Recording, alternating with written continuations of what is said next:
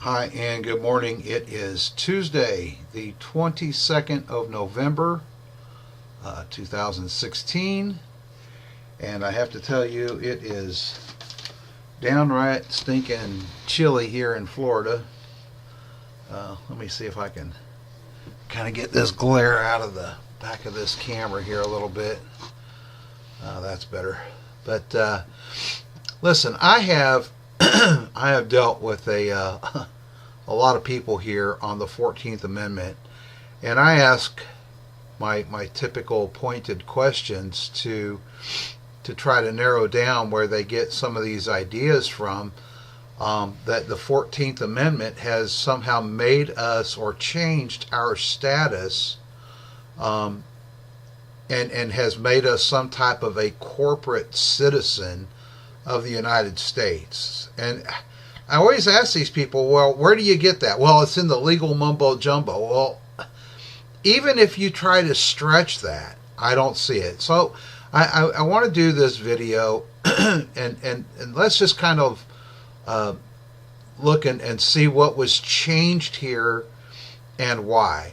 And really where we need to start with this is Article 1, Section 2, Clause 3.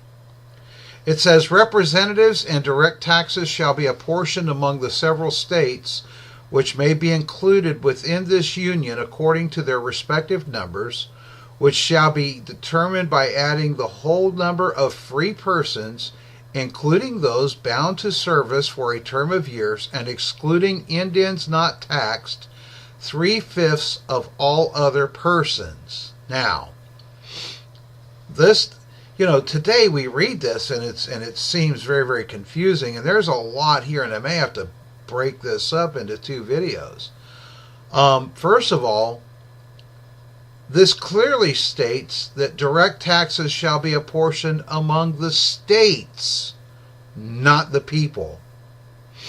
Remember, direct tax is a tax that's paid directly from one entity to another without going through a third party. For instance, property tax is a direct tax. It's paid directly from the payee from the payer to the payee. There's no third party involved. And let me explain what that looks like.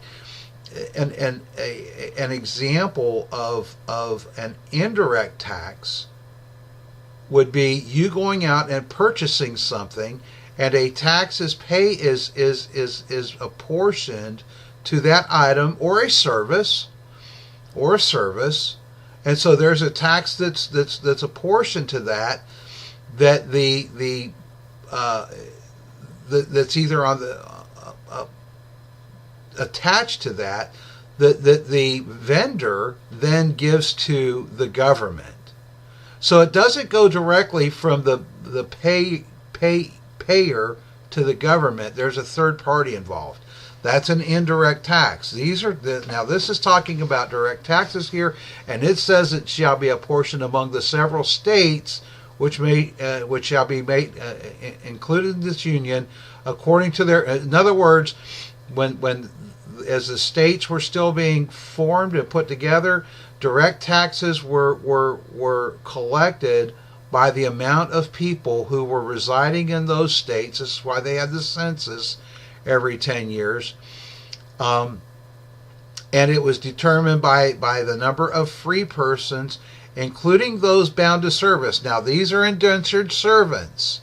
These are people who wanted to come to America, didn't have the funds to make the boat trip across the pond, and so they agreed to work for their trip across the pond for a term usually of 7 years. All right? So that's who those people were. And then it excludes Indians not taxed, okay, because none of the Indians were taxed. 3/5 of all other persons, and guys, these were the slaves who were not volunteers, which we're going to get into further down the road. But that 3/5 of all other persons, people say, well, wait a minute, that means that and here's the thing, Why isn't color listed here? Why isn't color listed here? Because there weren't just black slaves. There were white slaves, Irish slaves. There were slaves of every ethnic background under the sun in America. And we somehow think we limit this to black slaves for some reason. But that's not what it says here. 3/5 of all other persons who were slaves. So you know, and there's a distinction right here in this paragraph, or in this sentence, if you will. Number of free persons, all right, up here, and then 3/5 of all other persons. Well, if they're not free, then obviously they have to be slaves. So that's a part of this. The actual enumeration shall be made within 3 years after the first meeting of the Congress of the United States, and with every subsequent term of 10 years. That's the census. In such manner as they shall by law direct. The number of representatives shall not exceed 1 for every 30,000, but each state shall have at least 1 representative. And until such enumeration shall be made, the state of New Hampshire shall be entitled to choose 3, Massachusetts 8, Rhode Island, Providence Plantations 1, Connecticut 5, New York 6, New Jersey 4, Pennsylvania 8, Delaware 1, Maryland 6, Virginia 10, North Carolina 5, South Carolina 5, and Georgia 3. Now, in this link that I use for this, these numbers are highlighted, if you will, because and so is the first part of this. Where the sentence ends 3/5 of all other persons. And the reason for that is because this portion of Article 1, Section 2, Clause 3 was changed or amended by the 14th Amendment. Okay? And so let me go to the 14th Amendment. Let me scroll down here to it. Well, I went way too fast. Buster, leave the cats alone. Okay. Here's the 14th Amendment. It says, all persons born or naturalized in the United States and subject to the jurisdiction thereof are citizens of the United States and of the state wherein they reside. People try to say, they don't read the rest of this. Oh, you're no longer a resident of the state. Well, yes, you are. And by the way, the word citizen just means a dweller. The word citizen means to dwell. It's where you live. We live in the United States, and we live within the state, wherever that is, within the states.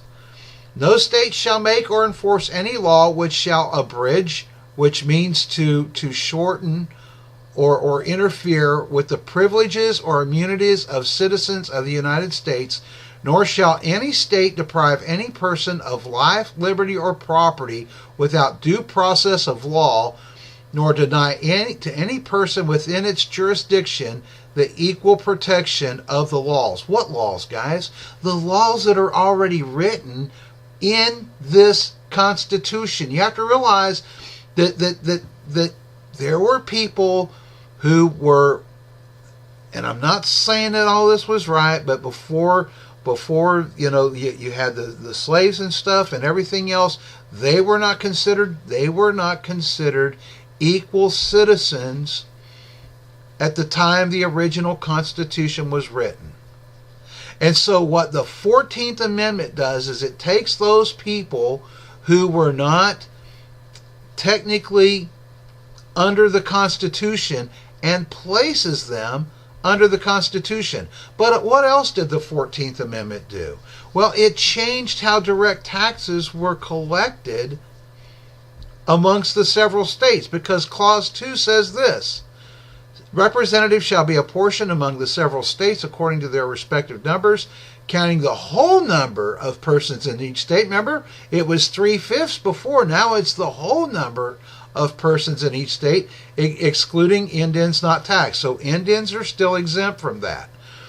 But when the right to vote at any election for the choice of electors for President and Vice President of the United States, representatives in Congress, the executive and judicial officers of a state, or the members of the legislature thereof, is denied to any of the male inhabitants of such state being 21 years of age, and we know that that was changed to 18, and citizens of the United States, or in any way abridged except for participation in rebellion or other crime, the basis of representation therein shall be reduced in the proportion which the number of such male citizens, and by the way, the male thing was changed as well, because women got the right the right to vote as well. So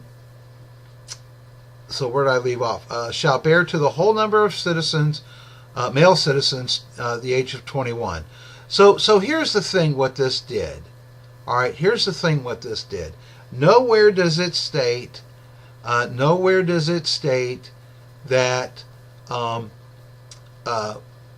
you are, you all of a sudden they amend Article 1, Section 2, which is really all that was amended here, and it was amended in order to give the same rights, if you will, as those who were already here. And that was the whole point of this, was to ensure that those people had the same rights as those who were already here. And I'm looking up the word privilege here, because some people, they listen. We've got to use the right word for the right. Here's the thing. Privilege, a special right, advantage, or immunity granted or available only to a particular person or group of people. Well, wait a minute. Doesn't that fall in line with the Constitution? The Constitution applies only to American citizens. Yeah, it doesn't apply to the Japanese, doesn't apply to the Chinese. It applies, and funny down here it says synonyms. The word right is right here is a synonym of the word privilege. So I don't have an issue using that terminology.